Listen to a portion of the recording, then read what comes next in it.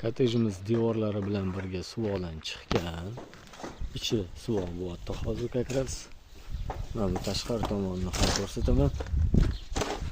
Bu birinchi bo'lgan joyi suvoq. Esingizda bo'lsa, videolarimizda bor. Tak. Orqasi polniy suvoqdan chiqqan. Ko'rayotgan bo'lsanglar. Polniy.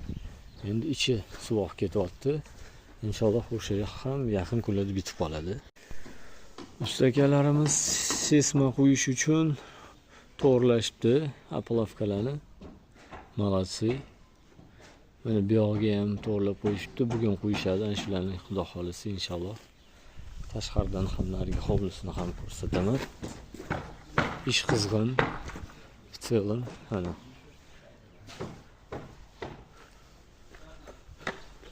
Assalomu alaykum. Hormaylar.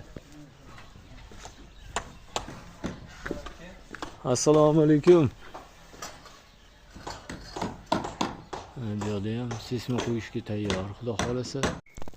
Buni qism-qism qilib ko'rsatgandim. Esingizda bo'lsa mabodo.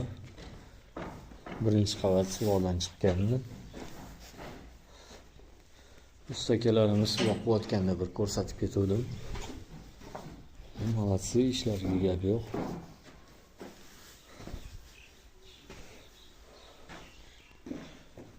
Yaxshi ishlashibdi, gap yo'q. Selam. Bu ikkinchi qavatimiz.